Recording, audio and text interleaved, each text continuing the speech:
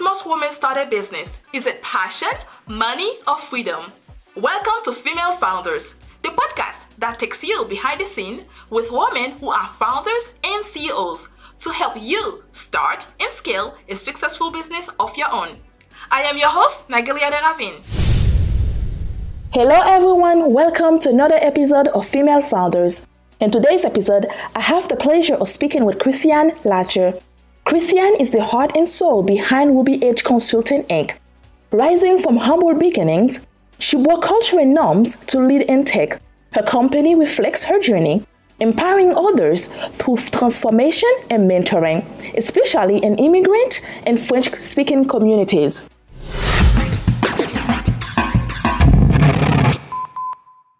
Can you share more about your early life and the challenges you faced growing up in an environment where early marriages were common? How did this experience shape your aspirations? Well, I would say that that was in the northern part of the country, a part dominated by Muslim religion. So in my quest, to be more close to people of other religions, it was different because I was in my household. We were free to talk, to speak and all, but I would notice that my friends at school were more restricted, right? So this really shaped me while I was growing up to go toward them, talk to them and understand the challenges. It was not always easy because the parents will say, "Oh, your friends, these Christian friends of yours, I don't want her here. She comes with, all those ideas, liberalism and all." Yeah. So it was not easy, but I sense early on some challenges women can face. And this is what shaped me, in this dream of lifting other women. But when we talk about early marriages, are we talking about they will push boys and girls to they handpick them to get married, even that they are not in love with one another? Mostly girls. Yeah, mostly girls. So the parents will send the girls at 12, 13, 14 were the older ones. And mostly because they wanted the girls to have a tutor. So the marriage was a reason for their girls to have tutors, to move out of the house, and also to expand their wealth, right? They will exchange cattle, beef and lands, properties with the family the girl will go to. And this is how they, today we can, maybe I was criticizing at that time, but it was just because it was different from what I was taught while growing up. But they didn't like it. Most of the girls, in fact, all of them, all the ones I knew, they didn't like it. And they wanted to go to school. I wouldn't. Yeah. They wanted to go to school. They wanted to be like other girls. They even wanted to play, basketballs, football, but it was forbidden. It was forbidden. Yeah. So now when we talk about a Muslim, are you Muslim? No, I'm Christian. A Christian. So pretty much like if a girl was Muslim in the neighborhood, you as a Christian wouldn't be able to talk to that girl. It was like you guys should be not talking to one another. Yeah, it was not seen well. We could talk, right? Because we were classmates, but we could talk during our time in class or at school, right? Going back to the neighborhood, it was just hi. But going to their house was, it was very bold of me, but I used to smile and say, "Hi, Baba, hi, Dada." So meaning hi, sir, hi, mom, or hi, mother. And they would let me in sometimes. Yeah, they would let me in sometimes. But if they noticed that I was, talking about, "Oh, you should apply for this, you should do this," they would just say, "Hey, stop coming here because, this is our culture and we feel like you are different." And yeah, so it was not easy. Wow. But thank God in this region, things have evolved a little bit. Now, today, girls are allowed to go to school, even to university. We still have in the remote area, we still have some old habits, but thank God it's evolving. With the coming of internet. Not the same anymore. Yeah, not the same anymore. But women still have all those issues, all those blocking issues, and still need help. Imagine if it's like that everywhere in the world. Imagine if women have those blockage everywhere, how it will be. Half of the world will just be boring. Half of the world Pretty will just be much. boring. Because you know what? I believe that as women, we are smart. We have so much. We look at things in a whole different perspective than men, right? Yes. So we look at a way of how can we create peace? How can we help? How can we give, right? So how can we nurture our planet? How can we save our planet? How can we take care of our animals? We look at these things, but compared to men, they have it in a whole different way. Well, get rid of all of them. That's okay. We can replace them, right? So we don't look at it this way. And I think that it's important to have an equal point of view. Like, we should be able to put our point of view on the table. And I'm not saying if it's wrong to apply, but if it's right, it should be a part of what we do every single day as well, because we're all equal. Yeah. I believe if we are right in what we are claiming, I believe it should be heard, right? It should be heard, especially in those regions where they still feel, the women still feel like they are oppressed or they are not heard. Even if we need to consider the culture or the religious background, the culture, the way things are done in that part of the world, we still need to give them a way to talk, to express themselves. Some will not talk. I get that. Some will not talk, but they still have a way to express. It can be through art. It can be through, and you will be amazed, how good things some women can do in some parts of the world, expressing themselves even without talking. At least that we should listen. We should have a platform where they can share it, right? And this is things I would like to do even through my coaching and all, to uplift them. Hey, if you cannot talk and you can write, or you can draw something, or you can craft some art, hey, you are welcome. How about we talk about it and you bring your vision to life? So that's the main goal. Because as you said, we need all components of the society, right? You cannot all just have the male point of view.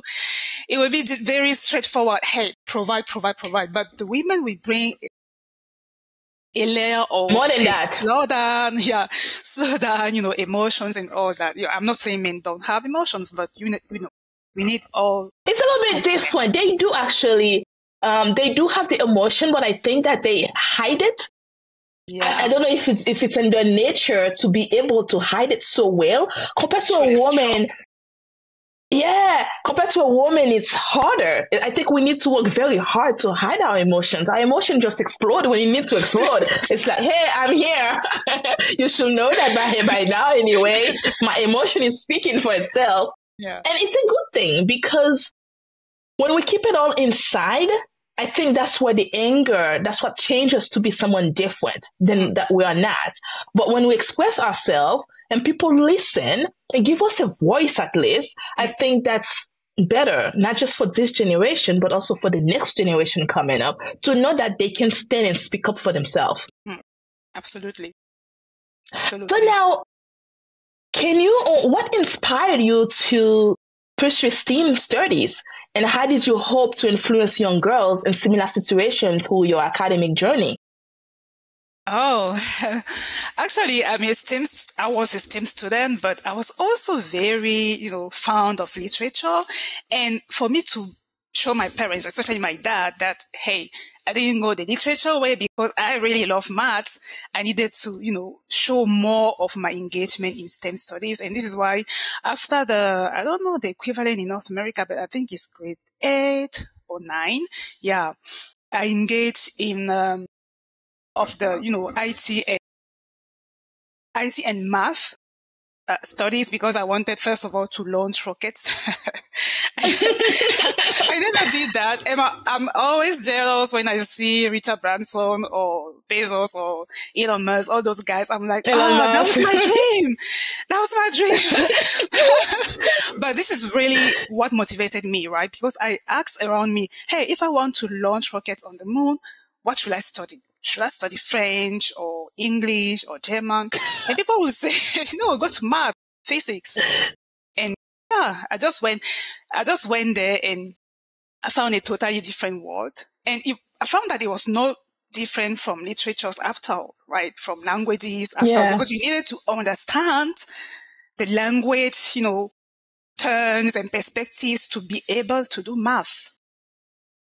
Mm-hmm. Yeah. And later on with because it was in the early 2000s with the Borg, the 2000 Borg and the boom of technology, I naturally went the software engineering way. And when I say software engineering, I was not a developer, but I really like to do it on the side. And I pursued my study in IT, engineering, technology, And this is still what I'm doing today. Even if I have other interests, I still love that, technology side. It's challenging. You are never bored. And this is why I encourage women to explore this part of, career path. So now, when I think that even if my dad wanted me to study math, I wouldn't be able to do that because I would just stick at it on every level of life. And I am still, math is not my specialty. So we can talk about everything else on earth except for one thing, math. Wow. Let's not talk about that. Sure. But you know what? It's actually it's kind of funny. I was having that conversation with my son, and I always tell my son how much I don't like math. And one day he looked at me and said, "You realize that everything you do on earth have math on it?" I said, "That's the problem. It gives me headache." But it's good though. And even though I don't like math, and when I spend time on it, it's kind of fun. It's kind of cool, actually. Yeah. It's just when you get to those complicated stuff with math, it's just like, okay. Yeah. Mm-hmm. Yeah, I didn't get that. Yeah. When I used to say that those complicated stuff, these are for people who want to be maybe math teacher or, to have a career in academia. But normal people, you just need to understand the basics, right?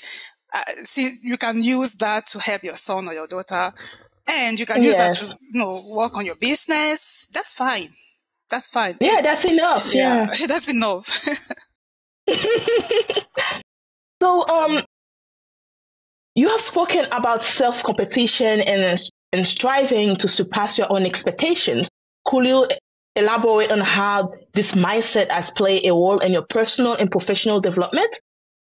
Yeah, I love that. I really love that. I was a little girl who was always looking for, I would say I was living in the stars. I like to dream. And I was like, okay, if I want to launch rockets on the moon, I maybe need to be better than, what I was yesterday. It just started like that, right? I just wanted to be better. I just wanted to show people and to show all those neighbors that, hey, I mean, I'm not maybe your daughter. I'm not maybe in your, cultural background, but we can still do things. And if I do this better, you can maybe let your girls, or daughters go to school. And it started like that. But later on, I noticed that, hey, I like this game. It's like a game, right? And I like to play. I just love games. And my father didn't help because he used to, send us to, I don't remember if it was Nambudo or judo or karate. It was martial arts. And the sensei we had at that time, my brothers and me, the sensei was very, very strict. It was like, hey, if you have the passing grade exam today, tomorrow you need to start applying what we taught you, right? Oh, wow. You need to show that, hey, you are green belt or blue belt. And I kind of lived through all this, grading. This is the grade, and then another grade, and then another grade. Even in my life, right? I try to apply those principles even in my life. And this is why I was like, okay, in January, if I was at level 1, in February or March, I need to be at level 3. And I noticed something while growing up. You don't need to compete absolutely with others. I didn't compare with other girls or other boys because I was like, I didn't even beat myself yet. Why should I go and beat other people? That's a good way to look at it. Yeah. You need to master yourself first.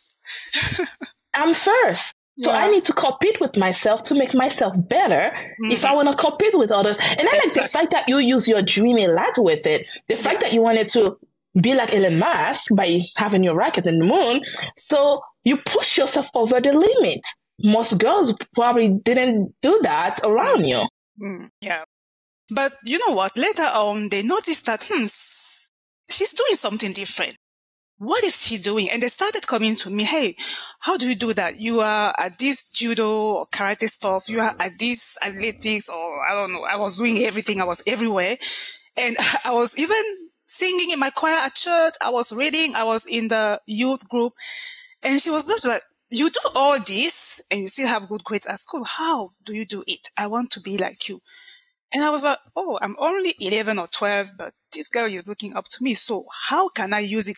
And looking at that now, I'm proud of me because I didn't, take it like, hey, I'm the big Christian. Yeah. I was just like, no, I need to be a beacon for those girls.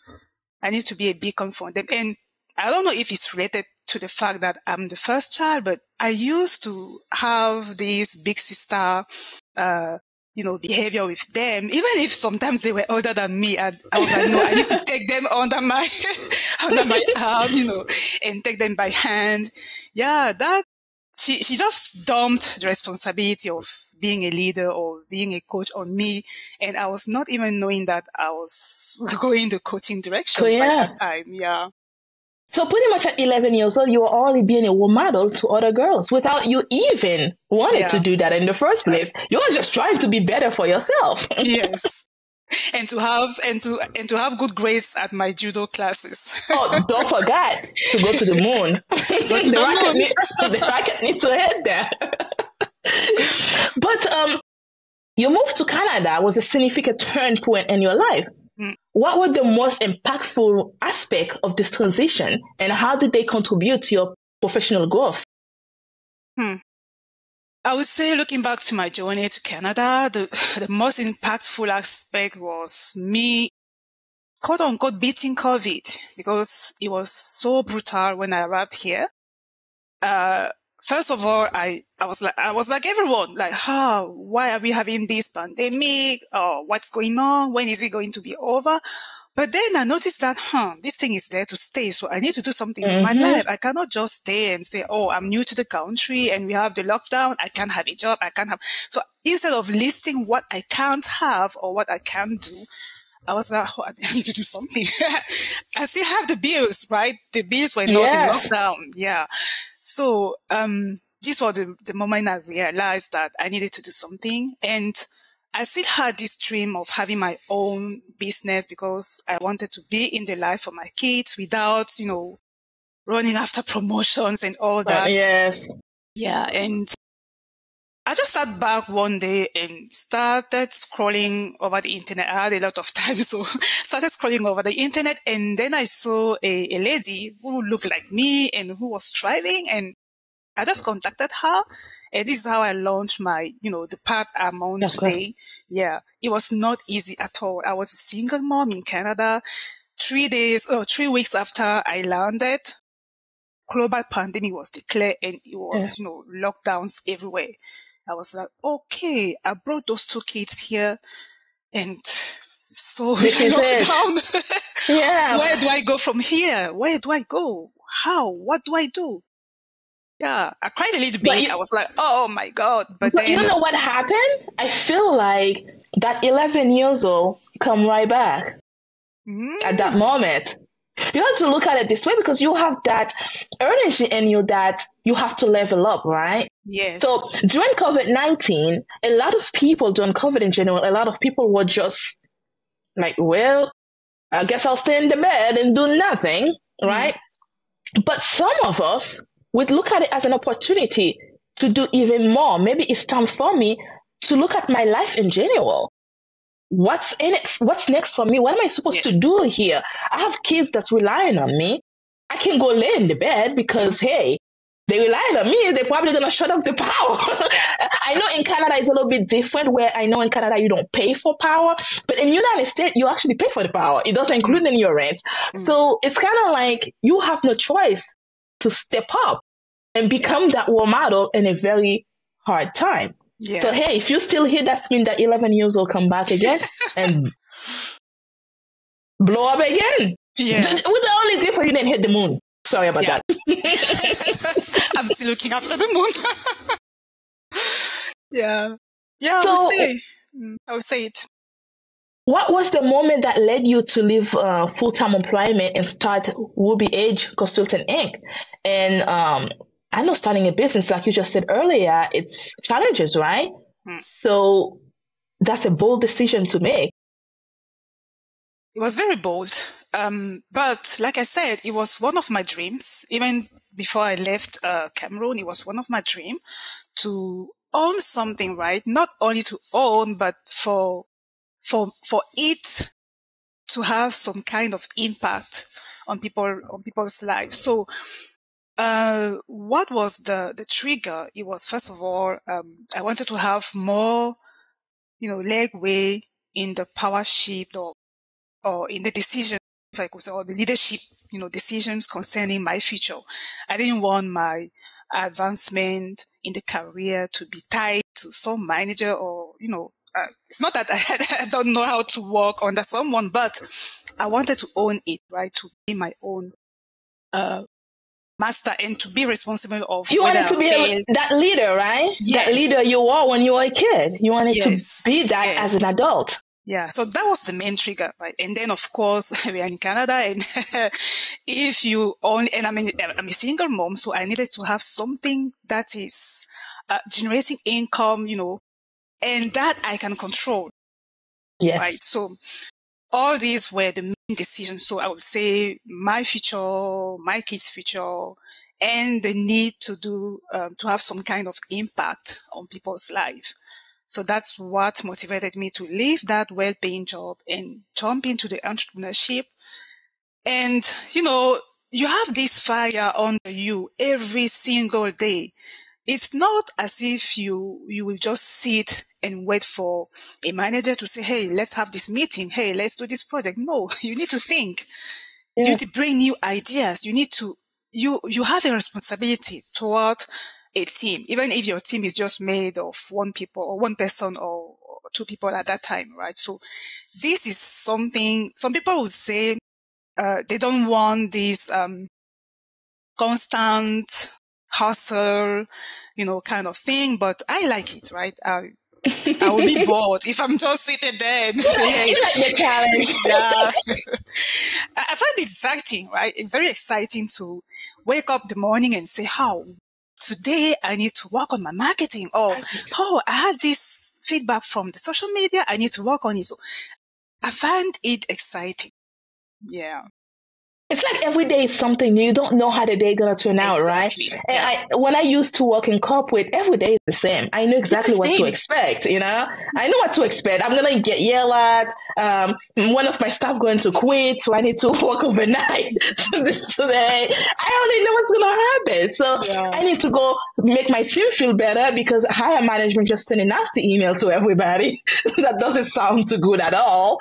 Yeah. So it's kind of like, I look at corporate, it's like working for someone else. It's like, don't get me wrong, I'm pretty sure there's great companies out there. Yes. So, and that take good care of their employees. And if you're out there, you have that, keep it. And you are a lucky one. But also there's the one that's just make you feel miserable. You go home to your children, to your family, you just feel like hell. It's like you just went to hell and come and you're trying to get yourself back to heaven, but you can't really hit heaven yet because you're still in a frozen mode, and sometimes we don't know how to handle this type of energy, right? When they hit us, those bad energy, they hit us, and then we come home, we pass on that energy to our family. And it's not our fault. It's just that it's too much for us to handle it, and we can't, and that pressure. So I think that's the reason why I think sometimes I just advise people, you ever think of starting your own business instead of being miserable until you die? It will take hard work. But it will take hard work, but one thing for sure, you'll have peace of mind. Yes. Yeah. And I wanted to add that when you come back to your family, from your business, even if you're working from home, you have this deep desire to share, to share. I mean, you are eager to share your day, even with your kids. And it's better for me because when they see me, sharing with them, hey, I had this situation today. This is how I handle it, or this is how I intend to handle it because, hey, guys, you know what? I'm automatically training them already, even without, knowing. And you're creating leaders. Yes. The impact is greater on them than if you have to come back and say, oh, it happened again. You received that sad email, so for me, this is one of the advantages I really, really like about being, a mom or being in business. Yeah. Based in business, yeah. But one thing also, if you look at it as from when you used to work for someone and when you are working for yourself, and when you come home, they don't usually ask you, Mom, what did you do at work today? Because they only know what you're going to say, right? So they don't ask you. But if you work for yourself, you can see a change. Yes. Hey, Mom, I know you had a meeting with that client. How did it win? Did you get it? Did you win it? It's like they really get interesting, right? They want to know more. They want to know. It's like that's the whole switch I saw with my son.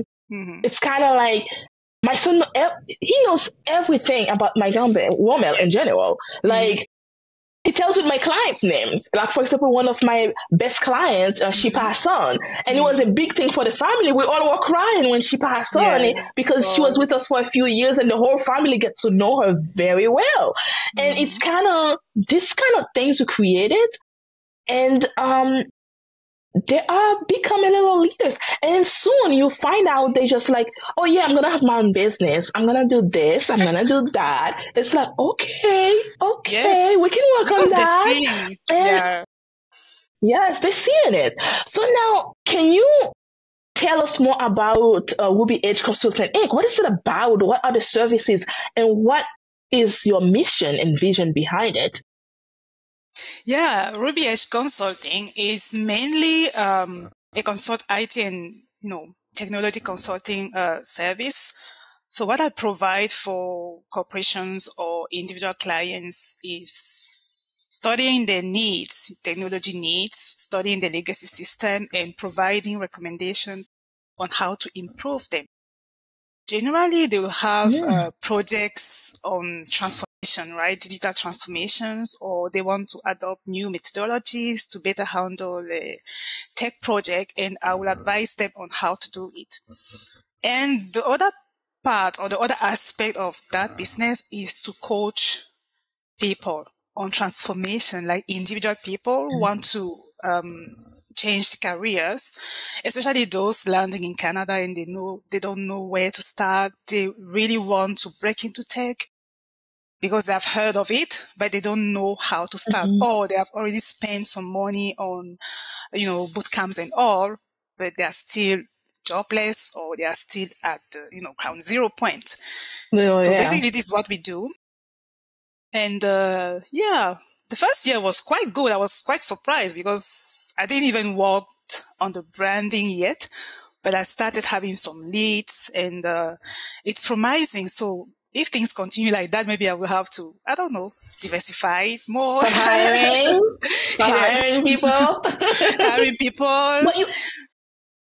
Yeah. But do you offer like one-on-one coaching or group coaching and things like that? Yeah.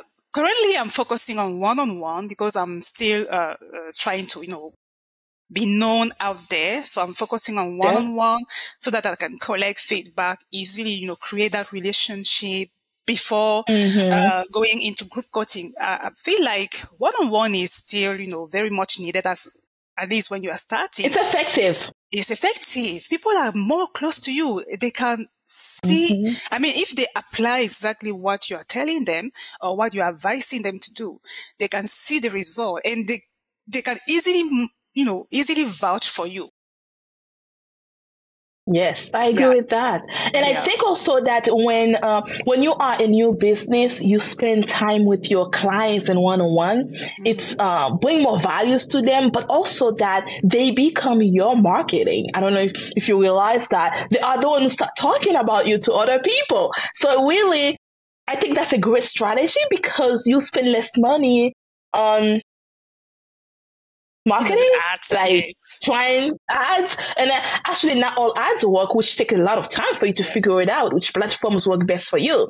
Just because LinkedIn work for you doesn't mean Facebook is going to work, or Instagram is going to work for you. So if you can save your time all of these headaches, and then you prepare your client to be the best spokesperson for you, I think that it's fascinating. It's perfect. It's a win-win situation. They win and you win. It's a win-win situation. Yes, it is. Yeah. Do you provide your services just in Canada, or are you also outside of Canada? I try to start inside Canada, but I'm getting requests from the US as well. So I haven't changed my marketing message yet, but I guess maybe next year we'll have to say, hey guys, I can provide globally. But my strategy was to start here because, I mean, that's where you are. Yeah, it's where you are. Be known where you are first before going outside. Yes. But I still have some people who intend to immigrate either in Canada or in the US, and they will say, "Hey, I've seen your communication or your post or your whatever, and what can I do? I'm coming. I'm not yet there, but I would like to benefit from your program." Yeah. When it's like that, I'm open to it. I mean, who am I to push? And I'm nothing, right? You never know. You never know. Also, yeah, we never know. So your coaching business focuses on supporting immigrants and French-speaking professionals in the tech industry. What unique challenges do this group face, and how does your program specifically address this? Yeah, this is great because it's a serious problem here because, we have one main French-speaking province in Canada, even if you have a bilingual one. But we started noticing that we have more French-speaking professionals in other provinces as well. And they just feel isolated, right? They don't have all these resources we have online in English. And when they see someone speaking French or writing a post in French, they will just reach out to me and say, hey, I saw your post in French. Do you provide coaching? Because I've never seen someone doing exactly what you're doing. And this is how I was like, oh, maybe there's a need here. Right? So because they have this problem, they want to see someone looking like them, doing the same thing they want to do, right? They want to break into tech, but not only in the French-speaking province, because maybe, I don't know, my husband can be in Alberta or in another province and I want to go there, but I still want to, be able to speak my language or to have those bilingual jobs. So this is the main area I am providing support to that group of people. Yeah, the dream is really to build a strong French-speaking community, even in English-speaking region, because we have companies. I mean, even here in Toronto, we have a lot of companies asking for bilingual professionals, right? Bilingual. We don't speak French in Toronto, but depending on what the company is looking for, they may want to hire a bilingual person, right? And they don't find. They will come to me, hey, do you have students who are bilingual? And I'm like, oh, I need Not really. I need to do something, right? But again, we are talking about a group of people who have, sometimes they lack confidence, right? They are new. They will think about, hey, my accent. I was like that before. If the Christiane from before would have not accepted this interview, I would like, oh, they are going to notice that I have this French accent. But no, I just walked through it and I was like, no, if someone is noticing that I have an accent, it's because they have an accent too, right? And I just applied that and we all have it. We all have it. So some French-speaking professionals, they saw it and they were like, oh, we want to do like that. We want to be able to speak during meetings without, focusing on those aspects. We can still work to improve it, but we want to do something while we are improving it. Instead of staying, by the road and see our life passing by. Exactly. And I think that I'm a French speaking person, so I speak French. So it's very when people hear me talking, they usually, so which country you from that speak French? I'm like, gee, you have to ask it like that. But I'm always proud of it when they ask me, because I'm proud of who I am. And being a Black woman, and I know it's tough, but I'm grateful for all of the other women before me that fought very hard to give me that freedom for me to be able to do the things that they couldn't done in the past for themselves. And when people ask me that, I'm always so happy to share it. This is who I am. But if you judge me by it, I'm like, well, you're not supposed to be in my circle in the first place. That's when you are not the person I want to work with. So next, next person in line. But and I'm okay with it, because I'm not going to put myself in a box just to change myself. I remember when I was in college, I was in my master's degree, and when professor said, maybe before you do any other presentation, you should try to change your accent. I'm like, wait, you want me to not be in me? He said, yes, just for your presentation. And I said, no, I'm not doing that.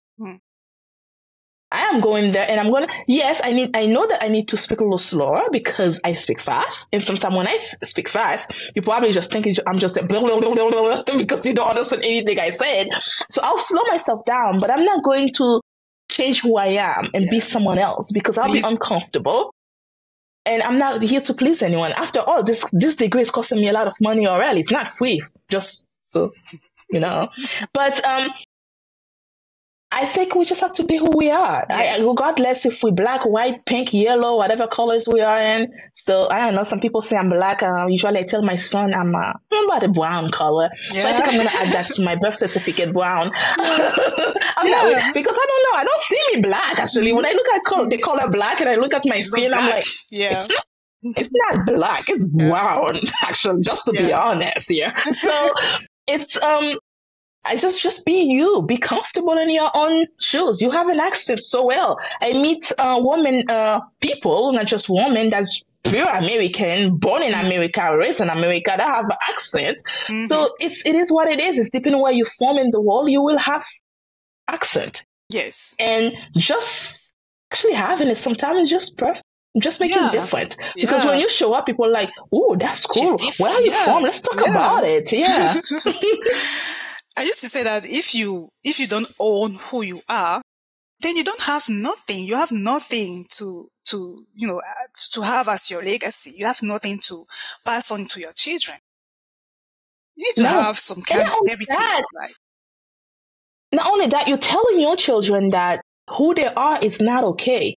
They need to change that. Yeah. Why should they? Yeah. So I think it's not a good thing for people to do in general. But what advice would you give to others, especially women and immigrants who are striving to realize their dreams in challenging environments? Even yesterday, I was talking to some of them, and what I would say is, first of all, seek for the right information, right? Proper information that matters. Because they feed themselves with preconceived, ideas or with lies or with other people's experience, and they have not checked those people yet, right? You just heard that, hey, this thing is done like this, and you think it's right for you, right? So first, seek for the right advice, and don't be isolated in your own community. Especially here in the Toronto area or in Canada in general, people like to settle by group of communities. No, it's good, right? Don't get me wrong. It's good. It's good to see and live with people who look like you, but that won't give you the career you want. That won't give you the life you want. And that won't expose your children, if you have, to the world we are living in now, right? So, that's the second advice for me. An immigrant, try to go toward other peoples, right? If you are from Ukraine, for example, try to talk to that Nigerian friend of yours in your class or I don't know where, or try to talk to that Afghan woman. Try to mix, right? To mingle. And the third advice would be to, guys, listen to news, right? Watch the market. Listen to what's going on around you. Don't be so focused on your journey as an immigrant that you forget that you are living in an actual world, right? With laws, with news, with things going on. And the 5 will be to seek for the proper guidance. Don't just go and buy masters or, I don't know, go to colleges. You have to I don't know, you have a bachelor that you are doing a master at the same time, and you are you are Whoa, going that's to a lot. boot camp. That's a lot. And you end up with $50,000 or $60,000 debt, and you still don't have a job. Why? I think they need the 11 years old you. That would ship them up very. Without the moon. I don't have the moon yet. I'm working at it, but I can ship you up.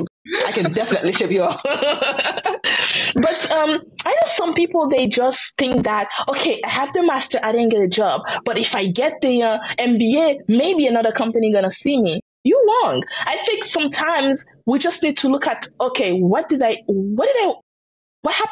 Mm-hmm. What did I do wrong? And how can I fix it right now?